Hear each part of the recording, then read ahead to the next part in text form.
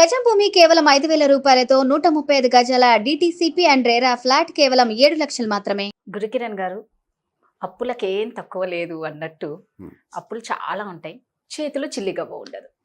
ఈ అప్పులన్నీ ఎలా తీర్చుకోవాలంటారు? అసలు ఫస్ట్ ఆఫ్ ఆల్ డబ్బు లేనప్పుడు అప్పులు ఎట్లా చేస్తారండి? డబ్బు లేనప్పుడే అప్పు చేస్తారు, డబ్బు ఉన్నప్పుడు అప్పు చేయాల్సిన అప్పు అవసరం లేదు. తీర్చలేనప్పుడు అప్పు ఎట్లా చేస్తారు? అవన్నీ అప్పు తీసుకునేటప్పుడు ఇవన్నీ మనకు కనిపించవు. డబ్బు లేదు, అవసరానికి డబ్బు కావాలి, అప్పు తీసేసుకున్నాం అంతే. పోనీ కనీసం ఇప్పుడు ఇన్కమ్ సోర్స్ ఏమైనా ఉందా? నా పాయింట్ ఏంటంటే, మన దగ్గర ఇన్కమ్ సోర్స్ లేనప్పుడు అప్పు చేస్తే అది అప్పు మళ్ళీ పెరుగుతున్నది కానీ తగ్గదు కదా. మీకు ఒకటి చెప్పాలా, ఆల్మోస్ట్ ఒక 50% ఇన్కమ్ సోర్స్ లేని వాళ్ళే అప్పు చేస్తారు. ఓకే, సో ఇప్పుడు నా పాయింట్ ఏంటంటే, ఇన్కమ్ సోర్స్ క్రియేట్ చేసుకునే ఆప్షన్స్ నేను చెప్తే మేబీ అప్పు తీర్చుకుంటారు, వాళ్ళ అదృష్టం. సో బేసిక్ నేను చెప్పేది ఏంటంటే, ఫస్ట్ ఆఫ్ ఆల్ అప్పులో నేను బాధపడద్దు, రైట్, అది మైండ్లో తీసేయండి. డిప్రెషన్కి వెళ్ళిపోతుంది చాలా మంది. అప్పులు ఉండటం వల్ల డిప్రెషన్కి వెళ్ళిపోయి ఇన్కమ్ జనరేషన్ పక్కన పెట్టండి, వాళ్ళు మైండ్ పనిచేయక ఇంట్లో కూర్చుని కప్పులు పెరుగుతున్నది తగదు. కమ్ అవుట్ ఫ్రమ్ దట్, బయటకు వచ్చి ఫస్ట్ నేను ఇన్కమ్ ఎట్లా జనరేట్ చేయాలా ఇది ఆలోచించమని చెప్పండి. Okay, point number 1. నాకు తెలిసిన కొన్ని 10 పాయింట్లు చెప్తా. దాంట్లో వాళ్ళకి నచ్చిన పాయింట్ ఆఫ్ వ్యూలో వాళ్ళు చేసుకుంటూ వెళ్ళిపోవచ్చు. ఫర్ ఎగ్జాంపుల్ లెట్ అస్ సే ఒక కన్సల్టెన్సీ, ఇతని దగ్గర డబ్బులు ఏం లేవు కానీ దిమాగ్ ఉంది కదా, బ్రెయిన్ ఉంది కదా, దేవుడు ఇచ్చిన బ్రెయిన్ ఉంది కదా, అది యూజ్ చేసుకుంటూ, దేవుడు ఇచ్చిన నాలుక ఉంది కదా, టంగ్, అది యూజ్ చేసుకుంటూ, ప్లస్ అప్పులు చేశాడంటే కంపల్సరీగా అతని సరౌండింగ్స్లో అతను అందరికి తెలిసి ఉంటారు చాలా మంది. సో సొసైటీ పరంగా అతను చాలా మంది తెలుసు కాబట్టి ఈ సొసైటీని యూజ్ చేసుకుంటూ అతను ఇన్కమ్ జనరేట్ చేయొచ్చు అని నేను అంటాను. మీకు ఫర్ ఎగ్జాంపుల్ కన్సల్టెన్సీ అనుకుందాం, అతనికి ఏం లేవు, ఓన్లీ ఏదో ఒక రియల్ ఎస్టేట్ కన్సల్టెన్సీ. ఇవాళ రేపు డబ్బులు లేని వాళ్ళు ఫస్ట్ వాళ్ళు చేసే పని ఏంటంటే real estate consultancy, real estate brokeries, whatever it is. వాళ్ళు చేసే పని అదే. ఏం చేస్తారు? కన్సల్టెన్సీ. అది ఎటువంటి టైప్ ఆఫ్ కన్సల్టెన్సీ తీసుకోండి, నేను రియల్ ఎస్టేట్ ఒకటే అంటున్నాను, నేను కాదు, రియల్ ఎస్టేట్ కాకుండా వేరే టైప్ ఆఫ్ కన్సల్టెన్సీ ఉంది. ఎనీ టైప్ ఆఫ్ కన్సల్టెన్సీ చేయొచ్చు, ఓన్లీ మాటలు చెప్పి బ్రెయిన్ యూజ్ చేసి. లేదు, రెండోది ఫ్రీలాన్సింగ్. ఫ్రీలాన్సింగ్ అంటే ఏంటి? పాయింట్ నెంబర్ 1 కన్సల్టెన్సీ అయిపోయింది కదా, నెంబర్ 2 ఫ్రీలాన్సింగ్ అంటున్నా. ఫ్రీలాన్సింగ్ అంటే ఏంటి? నా దగ్గర స్కిల్ ఉంది, ఓకే, ఫర్ ఎగ్జాంపుల్ నేను ఒక గ్రాఫిక్ డిజైనర్ అనుకోండి, నేను గ్రాఫిక్ డిజైనర్ అయితే నేను ఫ్రీలాన్సింగ్ చేస్తా, నాకు తెలిసిన వాళ్ళకో లేదంటే మార్కెట్లో ఎక్కడ వాళ్ళకి ఫ్రీలాన్సింగ్ చేసినాక I will get some income. Okay, ఇలా నాకు ఒకరోజే 10 లక్షలు వచ్చేస్తాయి అంటే రావచ్చు, రావా అంటే రావు. ఓకే, 100% 10 లక్షలు ఈజీగా వస్తాయి. ఎట్లా? Depends upon there social relations. నాకు పెద్ద కాంట్రాక్ట్ ఒకటి తగిలింది అనుకోండి, గ్రాఫిక్ డిజైన్ చేయమన్నాడు, ఏదో సినిమాకి చేయమన్నాడు అనుకుందాం, మంచి అమౌంట్ వస్తుంది కదా, అప్పులు పట్టుకొని ఒక్కరోజు వెళ్ళిపోతాయి. అర్థమైందా? ఫ్రీలాన్సింగ్ ఒకటి. ఇంకొకటి third point, content creation. Content creation అంటే ఏంటంటే, మీకు ఎట్లా చెప్పాలంటే, యూట్యూబ్ ఉందనుకోండి, యూట్యూబ్ ఛానల్లో చాలామందికి కొన్ని మాట్లాడటం రావచ్చు, అయినా కూడా దానికి కూడా కొంతమంది కంటెంట్ క్రియేటర్స్ ఉంటారు.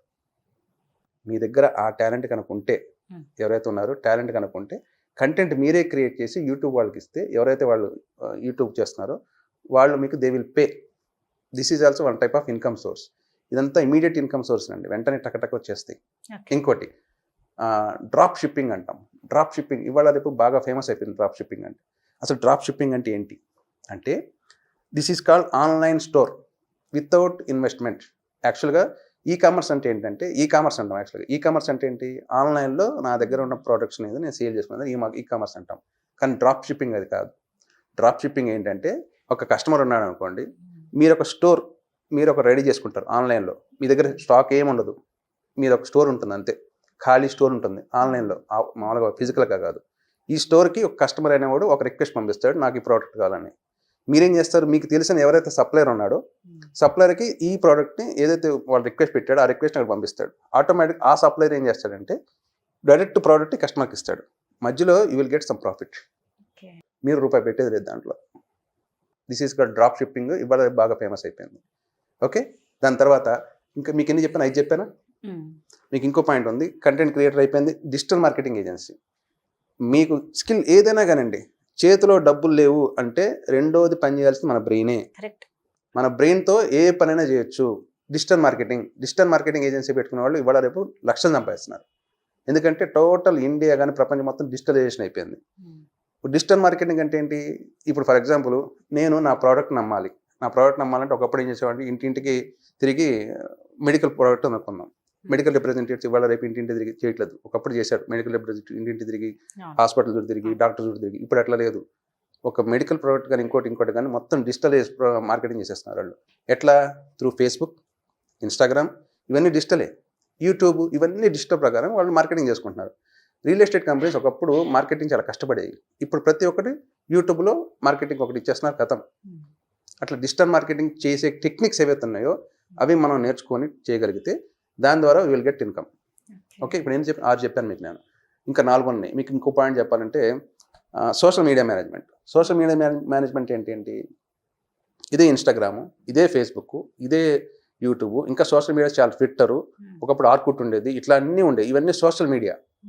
దీన్ని మేనేజ్మెంట్ చేసే టెక్నిక్స్ తెలిసిన వాళ్ళు ఎవరైతే ఉన్నారో, స్కిల్స్, అవి కూడా స్కిల్లే చెప్తున్నా కదా, స్కిల్ బేస్డ్. ఈ స్కిల్ బేస్ మీద ఎవరైతే ఉన్నారో they are also getting so much of income.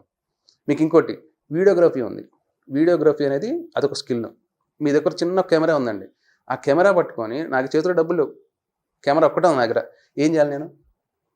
కెమెరాతో ఇవాళ రేపు వీడియో షూట్లు, తర్వాత పిల్లలకి వెళ్తున్నారు, వాళ్ళు ట్రావెల్ వీడియోస్ తీస్తున్నారు, ఎన్ని చేస్తున్నారంటే బీభత్సం సంపాదిస్తున్న వాళ్ళే. వ్లాగ్స్ అండి, లిటరల్గా. మీకు ఎగ్జాంపుల్, ఎవరో టూరిస్ట్ యూట్యూబర్ ఉన్నాడు, ఓకే, కోట్లు సంపాదిస్తున్నాడు. ఒకటే కెమెరా, మాటలు చెప్పేస్తున్నాడు, బ్రెయిన్ ఉపయోగిస్తున్నాడు, డబ్బులు పెట్టలేదు అక్కడ. నీకు అర్థమైందా? సో అట్లా మన దగ్గర డబ్బులు లేవని బాధపడుకుంటూ కూర్చుంటే డబ్బులు ఉండవు. ఇన్కమ్ జనరేట్ చేయాలి, చేస్తూనే ఉంటేనే వస్తాయి. ఇంకోటి హ్యాండ్ మేడ్ క్రాఫ్ట్స్ అంటారు. అంటే ఫర్ ఎగ్జాంపుల్ ఇంట్లో లేడీస్ చిన్న చిన్న తయారు చేస్తుంటారు, అవి కూడా మీరు ఆన్లైన్లో పెట్టి అమ్మొచ్చు. ఓకే, ఆన్లైన్లో పెట్టి మీరు హ్యాండ్ మేడ్ క్రాఫ్ట్స్ కూడా యూ కెన్ సెల్. ఇట్లా చిన్నవి హ్యాండీక్రాఫ్ట్స్ ఎట్లా చెప్పాలంటే మీకు బ్యాగ్స్ ఇలాంటివి ఉన్నాయి. ఇవి కాకుండా ట్యూషన్స్ ఎట్లా అంటే మీకు మీ దగ్గర నాలెడ్జ్ ఉంది, మ్యాథ్స్ చెప్తారు, హిందీ చెప్తారు, ఏదైనా ఆ నాలెడ్జ్ బేస్ చేసుకొని ట్యూషన్స్ కూడా చెప్పొచ్చు. ఇదంతా త్రూ ఆన్లైన్ ద్వారా చేయొచ్చు, ఇంట్లో కూర్చొని రూపాయి పెట్టకుండా పెట్టుబడి. Okay, use your brain instead of worrying about your loans. Correct, మీరు అన్నట్లు బ్రెయిన్ ఉంది, ఆ బ్రెయిన్ ని యూజ్ చేసుకుంటే మనం బోల్డ్ అంతా సంపాదించి మంచిగా లక్షల అప్పులు తీర్చుకోవచ్చు, పెట్టుబడి లేకుండా. Thank you so much. Thank you.